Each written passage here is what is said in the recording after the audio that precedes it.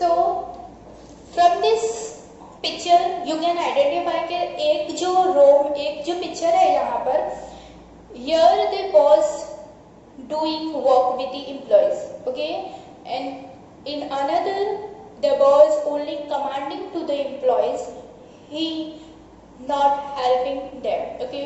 So the point is mental revaluation. ये जो है रिलेट होता है आपका लास्ट पॉइंट से कि देखो वर्किंग इन्वायरमेंट अगर अच्छा होता है ना, ठीक है, यहाँ पर अगर एम्प्लॉयज एंड बॉस में अंडरस्टैंडिंग है, so there will a good environment. जब आपको है ना इन्वायरमेंट, देखो mental health is very important in every expect, okay. हर एक चीज में आपका जो है मेंटली हेल्थ अच्छी होनी चाहिए. If you are sick with your mind तो आप जो है कुछ अचीव नहीं कर सकते हो. एक्चुअली ये example I am just taking in this because कि ये एक अभी ट्रेंडिंग पे है, ये करंट सिचुएशन है and I think you all knowing about it कि जो वो एक्टर ने खुदकुशी की है, ही सुसाइड. तो देखो वो एक्चुअली में कितना डिप्रेस्ड होगा, कितना वो गुजरा होगा वो चीजों से. तो एट लास्ट उसने क्या किया, अपनी जिंदगी को ही कुर्बान कर दिया, ठीक है. सो हियर कि if your mentally health is not good तो क्या होता है, इंसान अपनी जिंदगी को भी तबाह कर देता है. So here to work peacefully is very important. आपका सराउंडिंग जो है, आपकी जो इन्वायरमेंट है वो जो है बहुत इंपॉर्टेंट है. तो ये कब होगा, जब एम्प्लॉयज एंड बॉस में अंडरस्टैंडिंग होगी. Here boss is helping to the employees कि he is not just guiding. देखो लीडर वो होता है जो जिसके पीछे मतलब वो लेके चलता है, ये नहीं कि he will just commanding and the other people are just following him, but the leader is he just taking all the subordinate with him, ठीक है. अब वो ये नहीं सोचना चाहिए कि मैं बॉस हूँ तो I having a power, I only want to sit और उसको कुछ देखना नहीं, हाँ ये तू कर ये तू कर. दिस इज नॉट डन, ठीक है. तो he should work with the employees. जब वो वर्क करेगा साथ में तो जाहिर सी बात है इन्वायरमेंट अंडरस्टैंडिंग होगी तो इन्वायरमेंट भी अच्छा होगा. इन्वायरमेंट भी अच्छा होगा, आपकी मेंटल हेल्थ अच्छी होगी. तो जब आपकी मेंटल हेल्थ जो अच्छी होती है ना, सो जो आप पीसफुली जब काम करते हो, अगर आपका मूड अच्छा है तो जाहिर सी बात है आप एक ही जगह दो काम कर देते हो, है ना.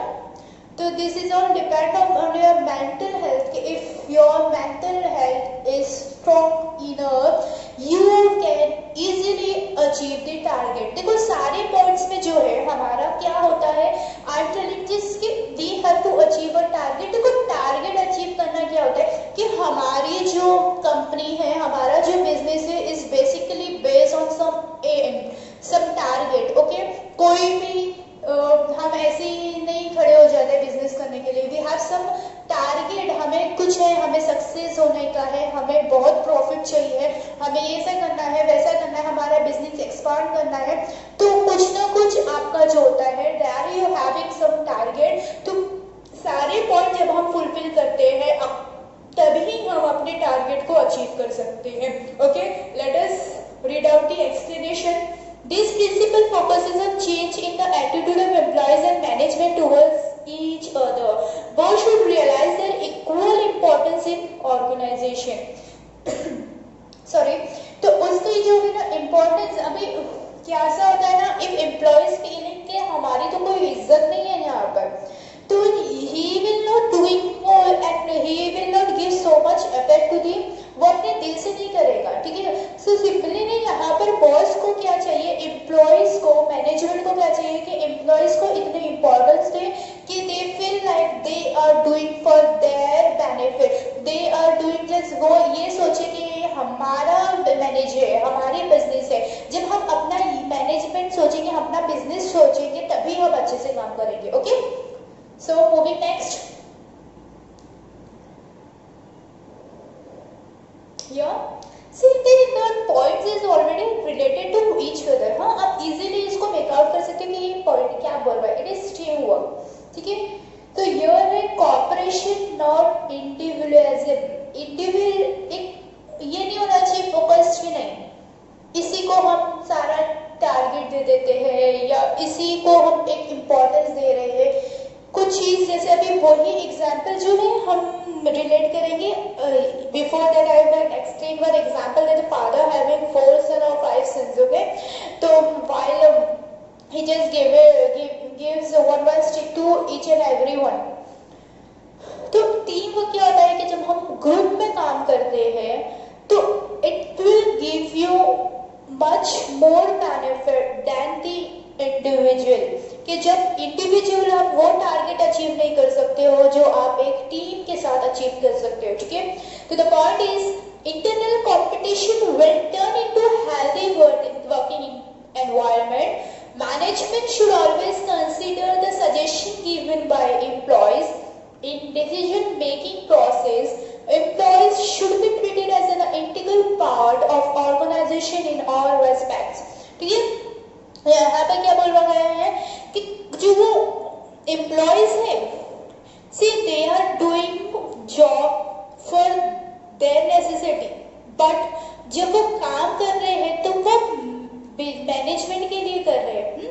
वो मैनेजमेंट अगर वो जब कुछ काम करते हैं तो उससे जो फर्क किसको पड़ेगा, मैनेजमेंट को पड़ेगा, बिजनेस को पड़ेगा. तो जब उसको फर्क पड़ना चाहिए तो उसके लिए हमें उनकी राय भी, देखो वो काम कर रहे हैं, they knows up and down, तो the management should accept a decision. कोई मीटिंग होती है तो देखो meeting never says that there is a one way conversation कि एक बॉस जो बोल रहा है वो सबको फॉलो करना है. This is not a proper meeting.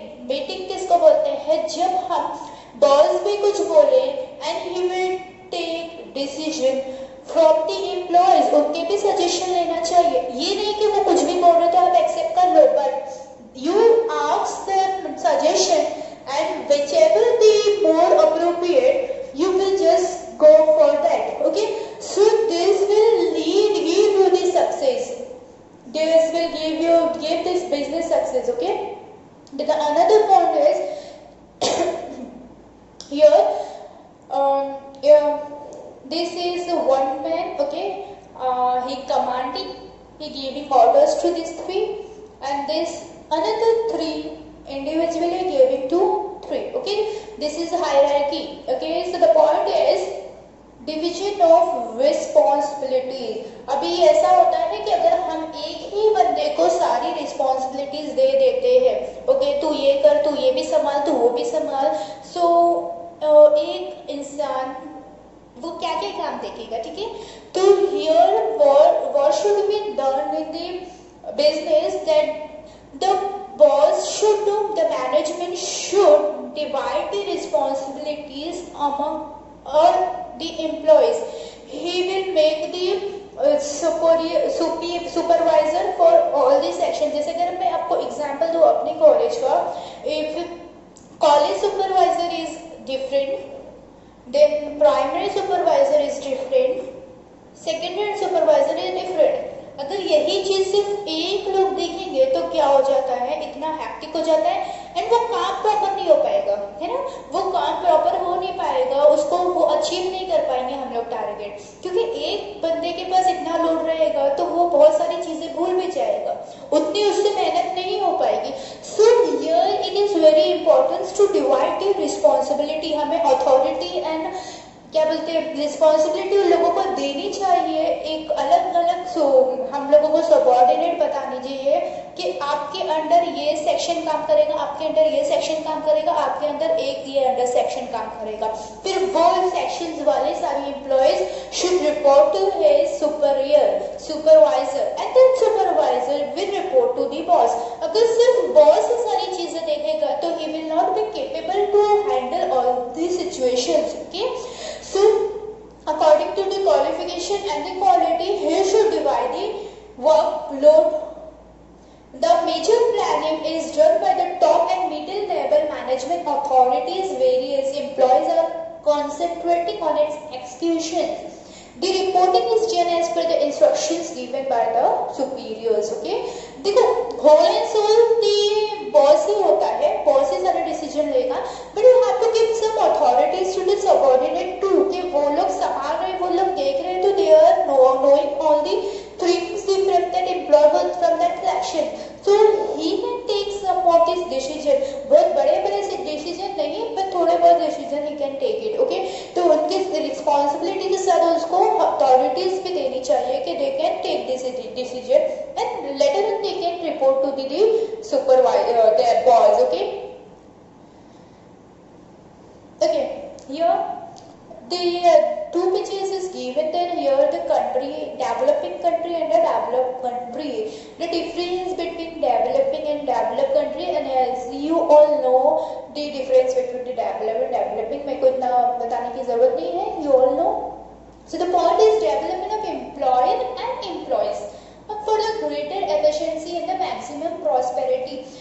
क्या होता है कि the thing is changing day by day. Okay, the new updates, technologies are coming. तो क्या होता है कि we are not so much good in technology. देखो जो अगर 20 साल से, पिछले 20 साल से, 15 साल से काम करते आ रहे होंगे, तो they don't knows how to operate the computers. Okay, they do not know how to operate the cell phone. अगर आप लोग एग्जाम्पल लेंगे, आप लोग जो है स्मार्टफोन बहुत अच्छी तरीके से यूज कर लेते हो, ठीक है, सिमिलरली, लेकिन आपके जो पेरेंट्स है, चलो पेरेंट्स फिर भी इतना यूज कर लेंगे, जो आपके ग्रैंड पेरेंट्स है, I think they can never can operate the cell phones. Okay, तो यहाँ क्या होता है कि वक्त के साथ हमें बदलना पड़ता है.